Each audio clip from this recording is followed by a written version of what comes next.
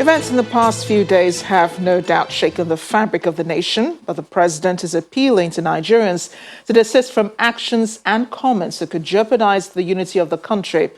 President Buhari made this appeal while launching the 2021 Armed Forces Remembrance Day emblem and appeal fund in Abuja, where he said Nigeria's history should remind citizens of the need to guard its unity jealously. He commended the troops currently fighting Boko Haram and other forms of insecurity across the country, as well as officers who have died, keeping the country united, while urging Nigerians to buy and wear the emblem with pride in solidarity with the troops.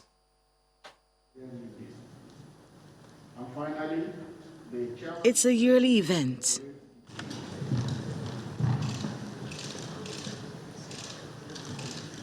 The pinning of the Armed Forces logo on the president marks the beginning of activities leading up to the Armed Forces Remembrance Day, celebrated on January the 15th every year.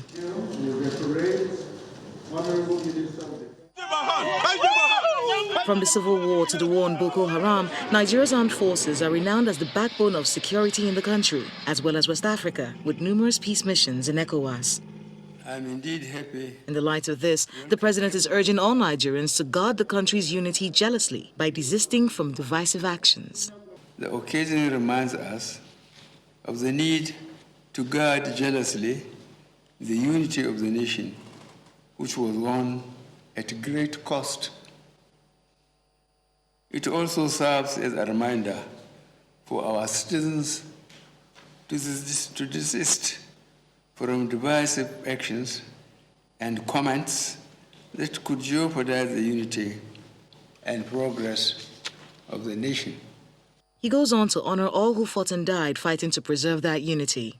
Despite the global coronavirus pandemic, these gallant officers and soldiers have remained steadfast in the difficult task of restoring peace and security in our nation.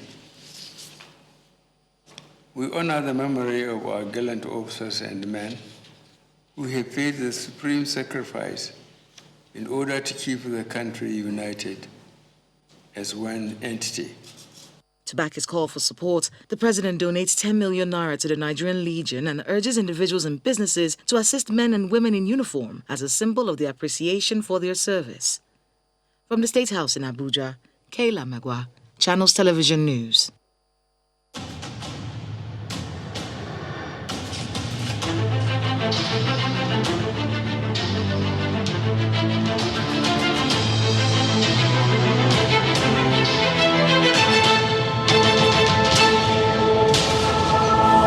The tools that aided the escalation of tension during the impasse protests is social media.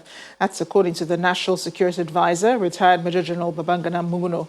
Speaking at the opening of a meeting on the review of the draft National Cybersecurity Strategy 2020 in Abuja, General Munguno, who was represented by the Permanent Secretary, Special Services in the Office of the Secretary to the Government of the Federation, Mr. Aliu Mohammed, explains that the federal government wants to harness the benefits of digital revolution. He adds that the review is aimed at combating threats posed by the nation's cybersecurity.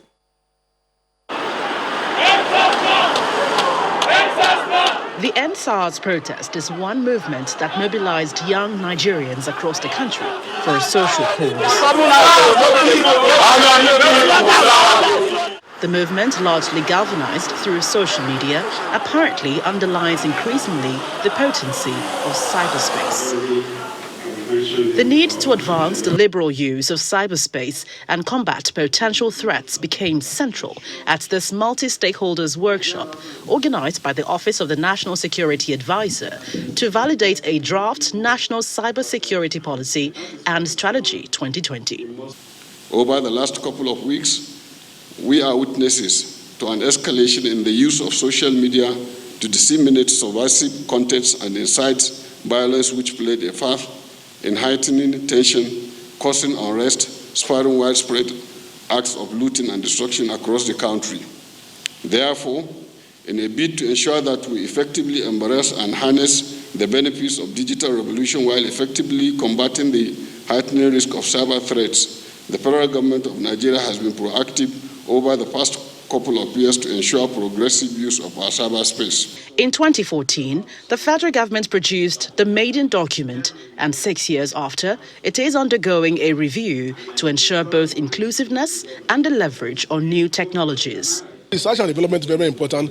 We are also looking at leveraging technology like artificial intelligence, machine learning, to look at incidences that happened in the past, look at the current environment, be able to predict what will happen in the future in the area of attack and the area of vulnerability and other incidences. How do we also utilize these technologies to build trust? Because really a lot of things we've seen in some of these protests come down to trust.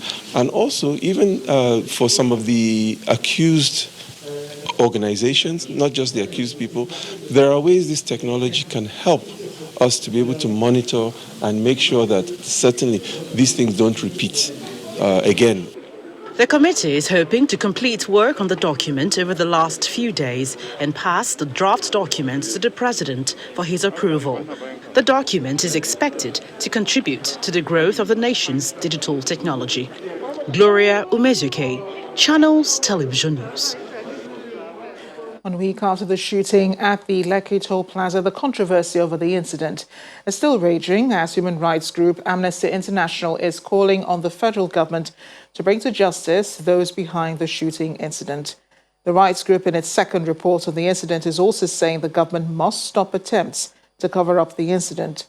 In its latest report, which details a timeline of events from when the End SARS protests started on October 8th, the group says, based on its investigations, the peaceful protests have been peaceful until they were met by excessive use of force by the army and the police. According to Amnesty International, things came to a head on October 20 after peaceful protesters were reportedly shot dead when the Nigerian army opened fire on them at the Lekki toll gate. The group says its on-the-ground investigation confirmed that 12 persons were killed at the Alausa and Lekki venues of the protests by the Nigerian army and the police. Specifically for Lekki, Amnesty International says it is in possession of a video which details the movements of the military from Boni camp, passing along Ozumbambadiwe and several foreign embassies and consulates before arriving at the Lekki Toll Plaza where the shootings occurred. Amnesty says the entire journey lasted 7 minutes and clearly shows the vehicles, which appear to be the ones used by the Nigerian military and police. The army yesterday broke its silence on the incident at Lekki on October 20, saying that it was invited by the Lagos State government to enforce the curfew and restore order, and at no time did the soldiers shoot at the protesters. Police in Taraba State have also given looters up to October 31st returned properties taken away illegally or face the full wrath of the law. The command says it will embark on a recovery mission and arrest individuals or groups with looted items in their possession, including buyers of such materials. In a statement, the State Commissioner of Police, Ahmed Azari, urges residents to identify and report any person or persons suspected to be in possession of such property. In the meantime, the state government has relaxed the 24-hour curfew imposed on Jalingo, the state capital, and Wukuri local government area to run from 6 p.m. to 7 a.m. until further notice. According to the Deputy Governor, Haruna Manu, government will continue to monitor the situation until normalcy is completely restored. In Benin City, the Edo State capital, the State Police Command has paraded 106 people for allegedly participating in the looting that took place in the state last week. Also on parade at the State Police Command were 10 prisoners who escaped during the prison break that took place in the state, as well as 10 other people accused of engaging in other criminal offences. The State Commissioner of Police, Mr. Johnson Kokumo, says the police remains committed to restoring peace and order in Edo State.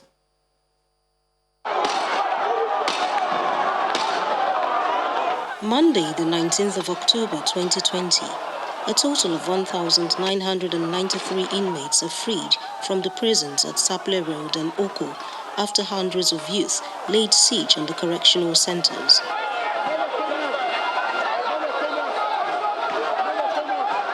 For these 10 escapees, freedom is short-lived.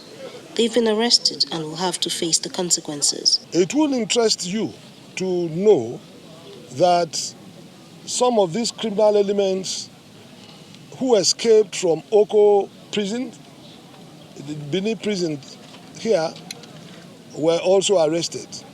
We have a total of 10 escapees from here. And all the guns you are seeing here, of course, were the guns were recovered. Okay, I no escape from prison.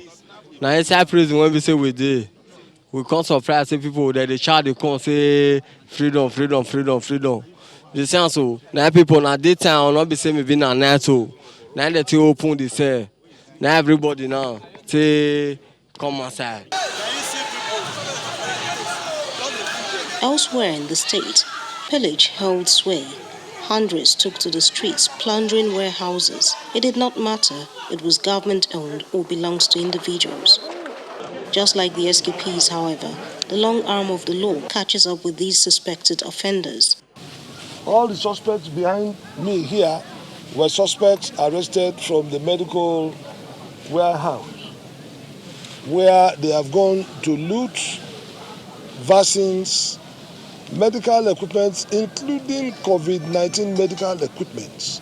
A number of these people were equally arrested. Those who had gone to police formation, some of them who burned down police formations, were equally arrested, and they are really helping us in tracing other members of their criminal gang. The police boss is assuring residents of the state that necessary resources will be deployed to ensure that people go about their lawful businesses assured of their safety and that of their property.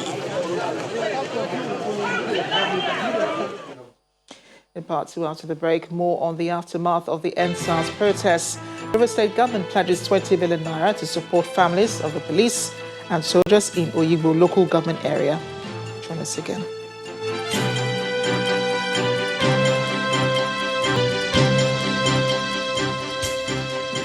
Welcome back. If you just joined us to watch the news at 10 live on Channels Television Lagos, a reminder of our top stories. President Buhari appeals to Nigerians to avoid comments and actions capable of jeopardizing the country's unity as he launches the 2021 Armed Forces Remembrance Day emblem and appeal fund. Human rights group Amnesty International calls on the federal government to bring to justice those behind the shooting at the Lekki Toll Plaza EndSARS protest. Confidence building continues for the Nigeria Police Force as various state commands count losses after the violence visited on them following the EndSARS protests. And France to impose a second national lockdown following a spike in COVID-19 cases in the country.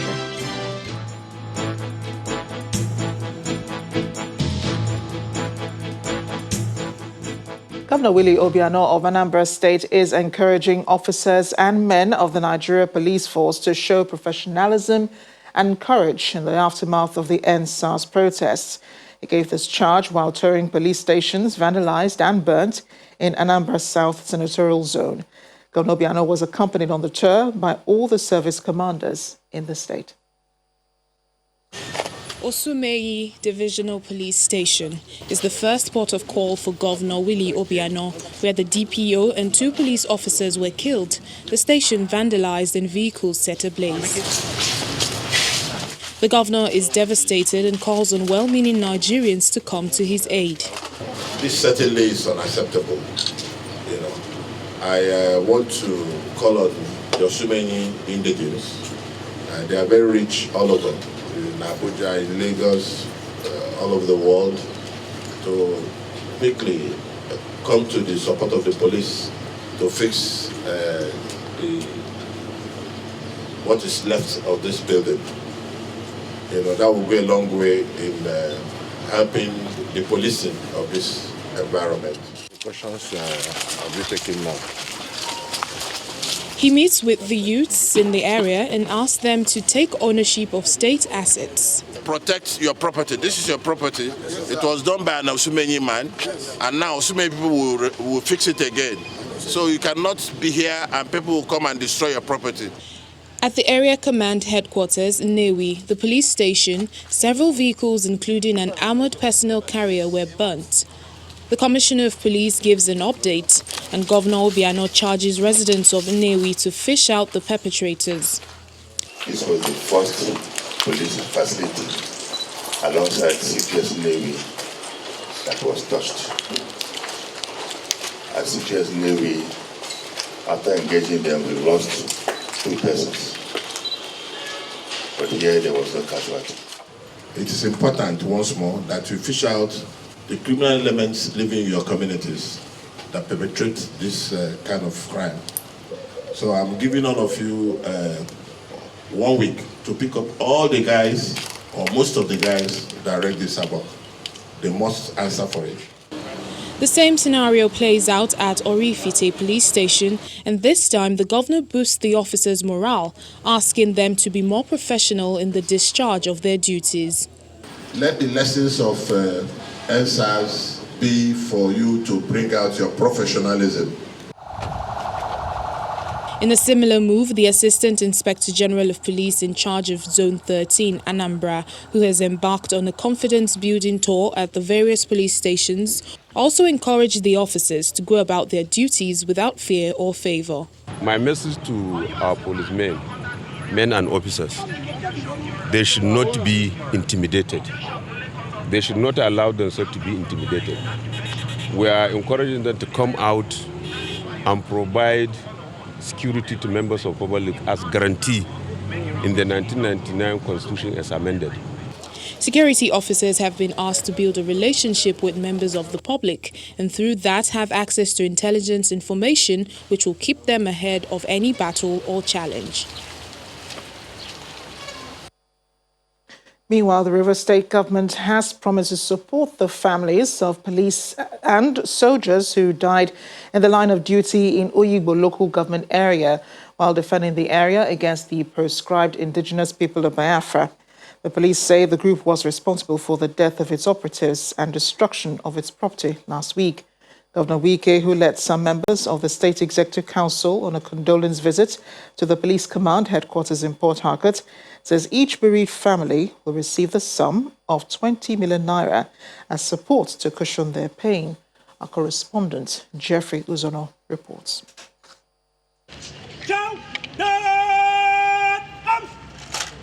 Governor Nyesom Wike and some state executive members being received by the Commissioner of Police at the command headquarters in Port Harcourt is welcomed in a brief ceremony with a guard of honors.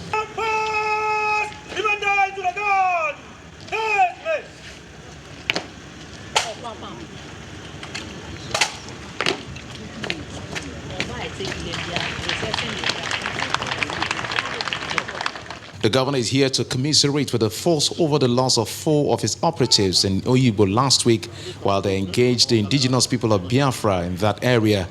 He's from Oyigbo police station. And then Swawale, Honor.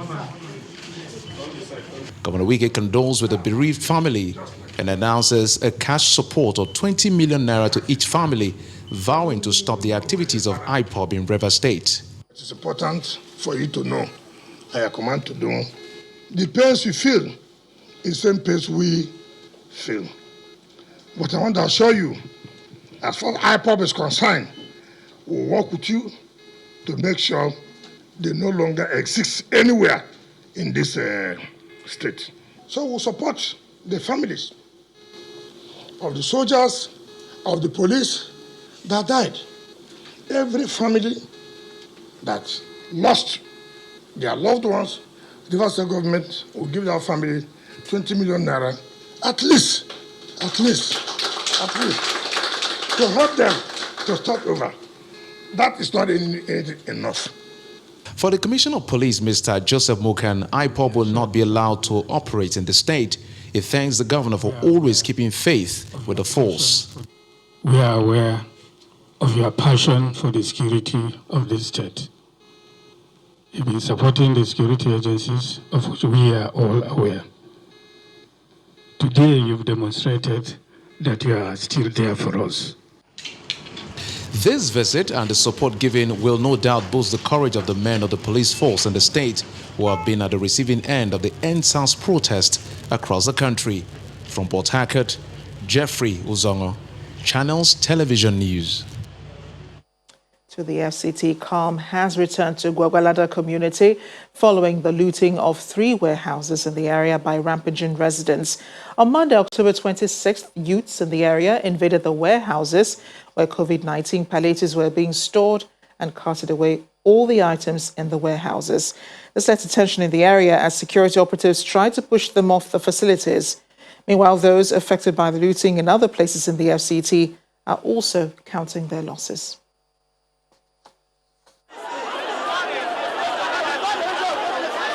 Monday, October 26, 2020, is one day many people in Gwagwalada Area Council will not forget in a hurry, as rampaging residents descended on 3 warehouses there belonging to the Federal Capital Territory Administration.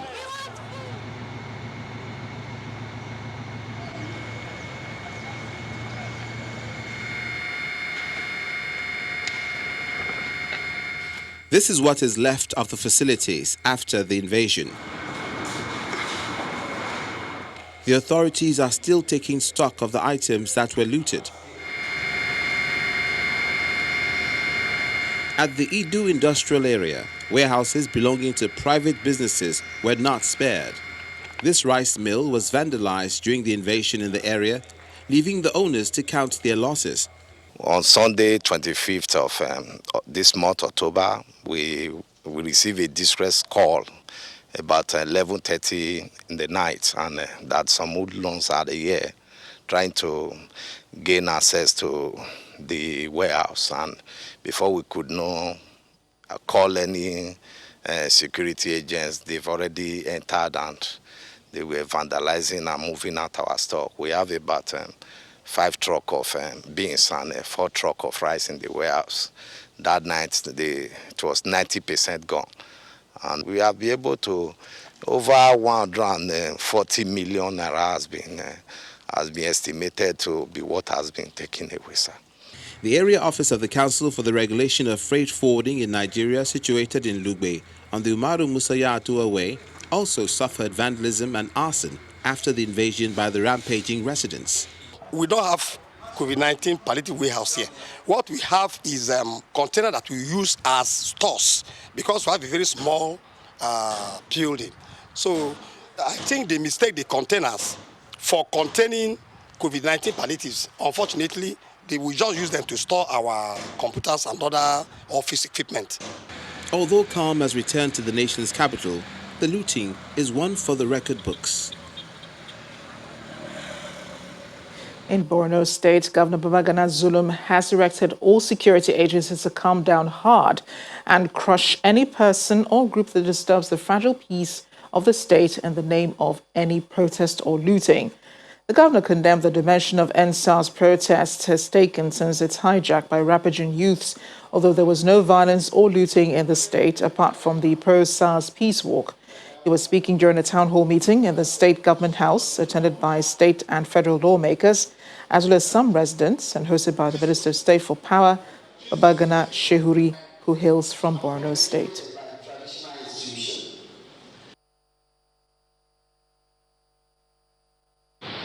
Without adequate security, no state or no nation can prosper or even exist. The dream of every Borno citizen is to achieve the peace that eluded us for nearly 11 years as a result of insurgency. Borno has passed through the worst humanitarian disaster, even in the recent history of our state, and we should not allow any section of the state to take advantage of the current situation in the country to exacerbate the security situation. And therefore, under no circumstances, this administration would allow such nefarious activities to happen again in Borno State. Security agencies are hereby directed to crush all elements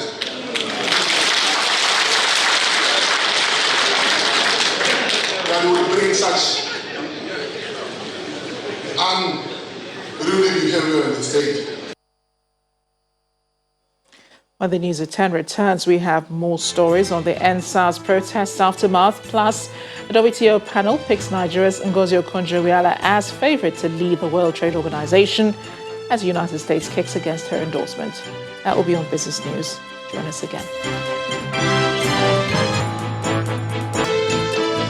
Welcome back. Media Rights Agenda and the International Press Center have condemned the sanctioning of 3 television stations by the National Broadcasting Commission over their coverage of the EndSARS protests. In a joint statement, both organizations described the Commission's action as an outrageous violation of the Constitution and basic principles of fair hearing, which cannot be allowed to stand.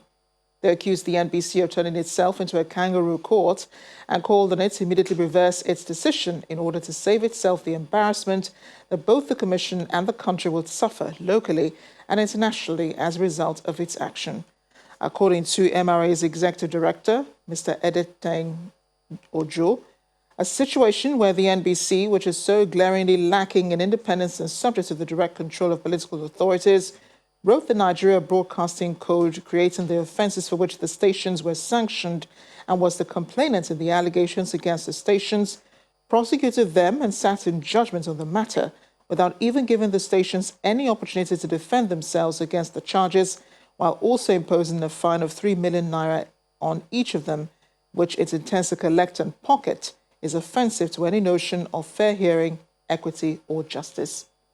And in the words of the Executive Director of the IPC, Mr. Larry Arugundade, the NBC has in this matter again constituted itself into the accuser, the prosecutor and the judge in its own case. It is indeed strange that the fines were arbitrarily imposed without giving the concerned media outlets the option of defending the allegations. All this constitutes an affront on rule of law. Mr. Arugundade said IPC will team up with the MRA to use the instrumentality of the law to challenge the action of the NBC. To Oyo State now, where Governor Seyi Makinde has been meeting with youth groups, artisans and other stakeholders, appealing to them to work with the state government to bring back peace to the state. The meeting also had representatives of EndSARS protesters in attendance to present their case. The governor says the meeting is to get the buy-in of all stakeholders to ensure that the police return to their duty posts without fear of being attacked. In the ongoing engagement with various strata of the society in Oyo State is the turn of youth groups from the organized and informal sectors. Forever we shall always fight for our Artisans, traders, student bodies and other stakeholders are here to deliberate with the Oyo State government on the way forward after the crisis that erupted in the wake of the EndSARS protests. We would like to state categorically to the citizens of your state that the EndSARS movement is in no way friends to violence. In fact, we ask for peace, because if we are fighting against brutality in the police force, we can't do that with violence. We ask for peace, and we ask every stakeholder to also embrace peace. We want the rejuvenation of voluntary youth organization in our schools. We know that Catch Them Young syndrome, it goes a long way. Like me, I started with the Girls Brigade when I was 4 years old. But how many of them do we have? We thank God we still have Madowo operating. Very few schools are operating in Scouts. And from there, our youthful exuberance would have been used up. And we will have issues. Having listened to all, Governor Seyi Makinde notes that despite the recent protest against police brutality, which he said is a worthy cause, the police and the people would have to come together to build a better society. The governor adds that he has approved the recruitment of 1,500 personnel to kickstart the Amotekun security initiative. We need you, the artisans, the Okada riders, the micro riders, micro operatives, the youth, even the EndSARS protesters. We all have to come together and protect our state. So that is why I call this meeting to also seek your buy-in. The Oyo State government has set up platforms for reporting police brutality and right abuses to fast-track the job of the Judicial Panel of Inquiry, which is said will be inaugurated next week. So far, 46 persons have reported infractions and right abuses in the state. As part of the commitment of the Bayelsa State government to the EndSARS protesters, Governor Dwoye Diri has inaugurated the Judicial Panel on Police Brutality and another on Security and Human Rights Abuses. While giving the members of the panel their charge, the governor noted with satisfaction the conduct of the EndSARS protesters in the state, saying they were peaceful and mature in making their demands. He also condemned the criminal activity that marred the protests in some parts of the country. At this point in time, the Judicial Panel of Inquiry is expected to 1. Receive cases of alleged brutality by the police and or any other security agency. 2. Evaluate the validity of the information received. And finally, to make recommendations for compensation of victims, if any. These are the 3 terms of reference of the Judicial Panel of Inquiry that has just been inaugurated. Here in Lagos, the State Commissioner of Police, Mr. Hakeem Odumosu, says some officers and men of the command lost their lives during the recent EndSARS protests that rocked the state. Speaking during an interactive session with the Governor of Lagos, Babajide Sanwo-Olu, at the command headquarters, Mr. Odumosu commended the governor for the visit and appealed to him to provide assistance to the command. In his address, the officers and men of the command, Governor Sanwo-Olu promised to provide scholarships to children of officers killed during the EndSARS protest up until university level.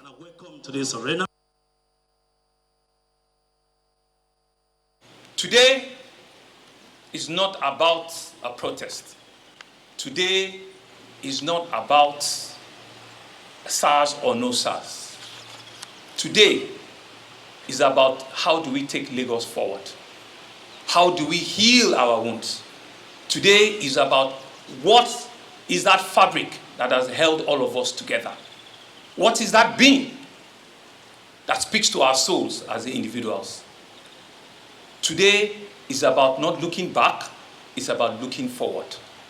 Today is about ensuring that we hold our hands, we hold ourselves, we appreciate one another, be it a civilian, be it a police officer, be it a military officer, and say that Lagos will not look back again. The state government should consider giving a free scholarship to the children of the officers that are fallen heroes during this period. And I have the special advisor education here, and I'm giving him instruction using the Lagos State Scholarship Board that all of their children will be given scholarship, who will take over the scholarship of their children, and will ensure that those children do not turn to vagabonds. Those children will not, because their father is not around again, they cannot have a decent education. We will take it over and will ensure that they have a decent education.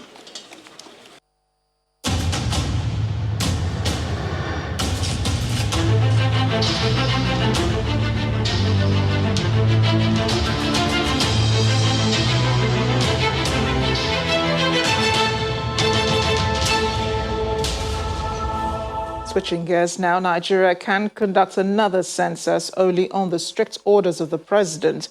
That's according to the newly appointed chairman of the National Population Commission, Mr. Nasir Kwara. He said this while fielding questions from State House correspondents after his inauguration, along with 11 other commissioners of the NPC in the State House, Abuja. The last time Nigeria held a national census was in 2006. President Buhari had earlier in October of 2020 approved 10 billion naira for the continuation of the enumeration area demarcation in the remaining 546 local government areas in the country. Foremost, I would like to thank God Almighty for making today possible and making us proud servants of Nigeria. We thank Mr. President for giving us this opportunity to serve this country in our capacities, one as chairman and then commissioners of the National Population Commission. We promise nothing but to work diligently, to apply excellence in whatever we do, so that we can assist in managing the population, census, and other mandates of the Commission, so that we can move the nation ahead. Should we be expecting a census anytime soon? Is that something that you're going to be working on in your tenure? Well, I am not in a position to make any pronouncement. We are waiting for Mr. President to make a formal proclamation. When he does that, we'll let the nation know when we'll do the census. Let's toss it over now to Anne Wawodu for business news.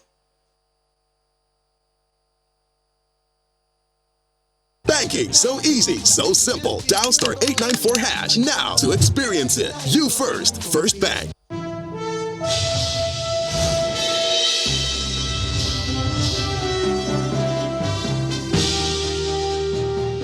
Thank you, Amarachi. We begin business news tonight with Nigeria's former finance minister, Dr. Ngozi Okonjo-Iweala, closing to become the first African and female director general of the World Trade Organization, following key endorsement by the selection committee of the WTO today in Geneva. However, there is still one more roadblock to surmount, as the United States of America remains opposed to her emergence as the front-runner for the international trade body's top job. According to reports, the panel of 3 senior WTO ambassadors told Mrs. Okonjo-Iweala that she had a wide margin of support of 104 members and is most favored to win by a consensus from the 164-member organization. Meanwhile, delegates of the Intergovernmental Organization are all expected to hold a General Council meeting later next week for a formal decision on its next leader. The United Kingdom's High Commission has announced the reopening of its visa application centers in Nigeria after it was shut down about a week ago. This is coming some days after the High Commission shut down its visa application centers in Victoria Island, Lagos, and in Abuja over the outbreak of violence arising from hijacked EndSARS protests against police brutality across the country. The UK High Commission, in a tweet posted on its official Twitter handle, explains that the reopening of the visa application centers is due to the gradual return of calm to some troubled spots following the intervention of security agents. However, the High Commission says its centers will not open tomorrow, Thursday the 29th, as due to the public holiday announced by the federal government in observance of the Muslim holiday Eid al-Maulud.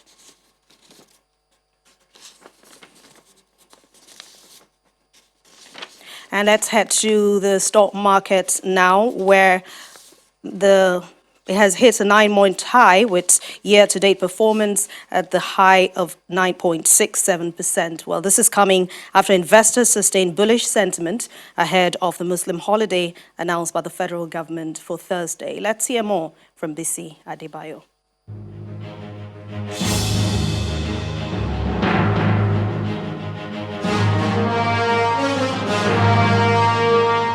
Thank you for joining us on the Stock Market Report. The bull run in the market does not seem to be abating as investors have continued to show interest in equities. At the sound of the closing gong at midweek trading, the all-share index jumped 1.58% into the 29,000 level, with the equity cap increasing by 239 billion naira to 15.386 trillion naira. Although total volume traded was slightly lower compared to Tuesday's session, value almost doubled to 4.63 billion naira, and all that was traded in almost 6,000 deals. But just take a look at this now. It's all green on the sectoral charts, with consumer goods soaring 5.66% due to the 10% and the 6.42% gains from Nestle and Flour Mill. Zenith Bank was the most traded stock by volume with 46.66 million units, while Boa Cement was the most traded by value. With excess liquidity in the fixed income space, which is dragging yields, it's expected that investors will continue to take position in fundamentally justified stocks at the equity space. And that's the Stock Market Report. I am Bisi Adebayo.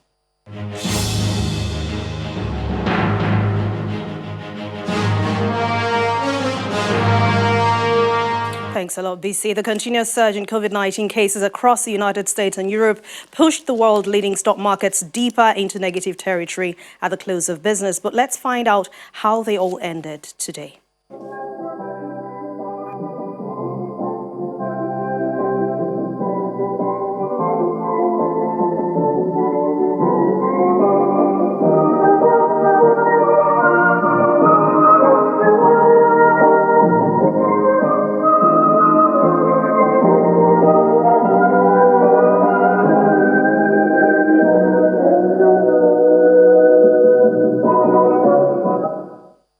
That's the midweek edition of Business News. Thank you for watching. I'm Anne Nwawadu. The rest of the news at 10 continues with Amarachi. Banking so easy, so simple. Dial star 894 hash now to experience it. You first, First Bank.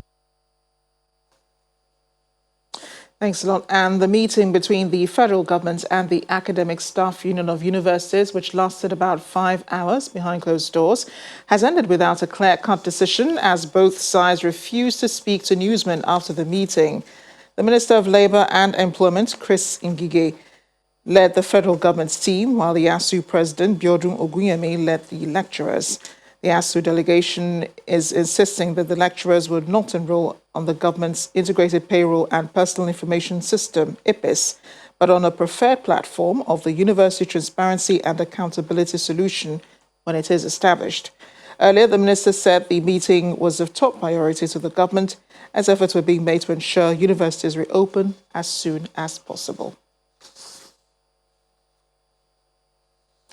France has announced a second national lockdown starting Friday all through the month of November to curb rising coronavirus cases in the country. President Emmanuel Macron said under the new measures, people would only be allowed to leave home for essential work or medical reasons, while non-essential businesses such as restaurants and bars will close, but schools and factories will remain open. Also, people would need to fill in a form to justify leaving their homes. Here's Simon Pusey with more international news and around the world in 5. Good evening and welcome to the Channel studios here in London with your international news around the world in 5. Experts are predicting next week's US election could have a higher turnout than any in history, as more than 70 million Americans have already cast their ballots. And some bad news just came out on Biden. But Nearly 48 million of the 70 million votes already cast have been by post, but Donald Trump and some of his supporters have repeatedly tried to undermine the validity of postal voting. Trump will hold 2 rallies today in Arizona, a battleground state where polls suggest his rival has the edge. Joe Biden will give a speech near his home in Delaware on his plans to combat COVID-19. According to experts, the huge number of ballots means they could take days or even weeks to count. Meanwhile, hundreds of protesters in Philadelphia have marched through the city for a second night, demanding racial justice after police fatally shot a black man. Officials say 30 officers were hurt during the first night of clashes and have accused protesters of looting and ransacking businesses during the second night of unrest. The family of Walter Wallace say he was suffering a mental health crisis when officers opened fire on him, but have called for people not to inflame the situation. And I don't condone no violence, tearing up the city, looting up the stores, and all this chaos going. And I would feel like, is everybody having any respect for my family and my son to stop this violence and chaos what's going on in the city? Countries in Europe are continuing to tighten restrictions as cases of COVID-19 increase. In Germany, Chancellor Angela Merkel is set to decide with state leaders whether to shut bars, leisure centres and hotels to halt the rise in infections. France is considering the extent of a planned 4-week lockdown, but reports suggest schools will stay open. Meanwhile, in the UK, calls are growing for the government to put in place another lockdown after 22,885 new cases were confirmed on Tuesday and 367 deaths. Turkey has vowed to take legal diplomatic actions over a cartoon of President Recep Tayyip Erdogan in the French magazine Charlie Hebdo. State media say Turkish prosecutors have launched an official investigation into the satirical magazine. Tensions between France and Turkey are high after President Emmanuel Macron pledged a tougher stance against radical Islam. Mr. Erdogan has called on Turks to boycott French goods and said Mr. Macron needed mental checks. The European Union has said that although voting in Guinea was calm, questions remain as to the credibility of the result. It said it had taken note of the provisional results that announced President Alpha Conde's win, here being celebrated by supporters. The EU said it supported the diplomacy efforts of West Africa's regional bloc ECOWAS, the African Union and the UN to restore confidence. A delegation of mediators is in the country and has met various political actors, including opposition leader Celo Dalian Diallo, who has been prevented from leaving his house. South African President Cyril Ramaphosa is self-quarantining after a guest at a dinner he attended later tested positive for COVID-19. The president is not showing symptoms and will perform his duties remotely, that's according to his office. Mr. Ramaphosa is the latest world leader forced to self-quarantine because of the outbreak. Typhoon Malave, with winds of up to 135 kilometers per hour, has slammed into Vietnam's central coastline, killing 2 and leaving dozens missing. Trees were uprooted and roofing and fences were dislodged by the strong winds. 26 fishermen were missing after their boats sank in their bid to return to shore, with the government saying 2 Navy ships were mobilized to find them. Some 250,000 military personnel were deployed or placed on standby ahead of the typhoon. Firefighters in Southern California are struggling to contain the Silver Ado fire, one of 2 explosive wind-whipped wildfires that have forced the evacuation of over 80,000 homes. Video filmed from the Foothill Ranch community in Lake Forest showed the blaze sweeping through hills and bushes. Charred landscape could be seen in more footage taken on Tuesday after fires burned through the area. More than 750 firefighters using 14 helicopters have managed to contain only 5% of the fire, which has grown up to 13,354 acres. And finally, Kim Kardashian West has been accused of being tone deaf after spending her 40th birthday on a private island with a large group of family and friends. The reality star said the trip followed 2 weeks of multiple health screens and asking everyone to quarantine. Posting photos of the event on Twitter, Kim said she was humbly reminded of how privileged my life is. While some fans praised her candor, others said the trip was insensitive to families separated by COVID-19. And that's your international news around the world in 5. Now back to the Channel studios in Lagos. Time for sports news. Here's Olumide Macaulay.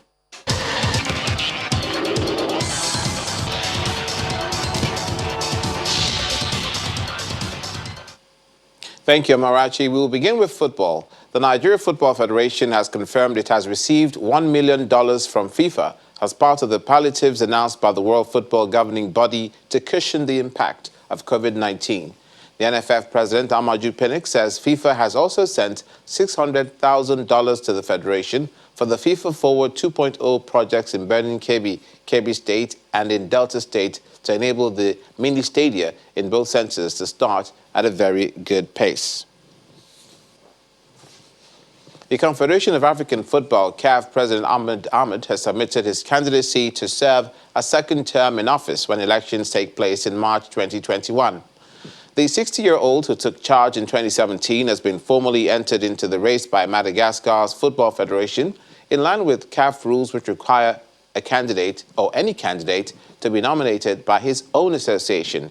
Ahmad is deciding to stand again, despite being the subject of an ongoing FIFA ethics inquiry, which has the potential to derail his bid and throw March's elections wide open.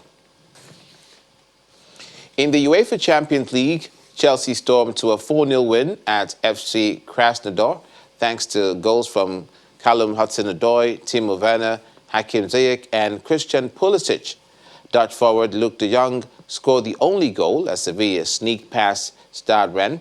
Barcelona edged past Juventus, courtesy of goals from Ousmane Dembele and Messi. Moise Kean scored a brace as PSG stormed to a 2-0 victory away to Istanbul. Marcus Rashford scored a hat-trick as Manchester United earned a comfortable win over RB Leipzig. Meanwhile, Barcelona have named Carles Tisquet as their acting president after Josep Maria Bartomeu resigned in order to avoid facing a vote of no confidence. Barcelona say Tisquet, the chairman of the club's Economic Commission, will lead the acting board of directors comprising 7 other people until a new president and board is elected. The acting board has the same functions as an executive board, but is limited to only making decisions that are necessary and fundamental to carrying out the club's normal activities. That's it on Sports News. Amarachi, back to you.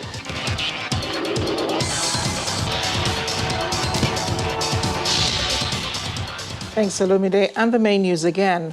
President Muhammadu Buhari today appealed to Nigerians to avoid comments and actions capable of jeopardizing the country's unity. The president made the appeal while launching the 2021 Armed Forces Remembrance Day Emblem and Appeal Fund in Abuja. Also today, human rights group Amnesty International called on the federal government to bring to justice those behind the shooting at the Lekki Toll Plaza EndSARS protest on October 20th.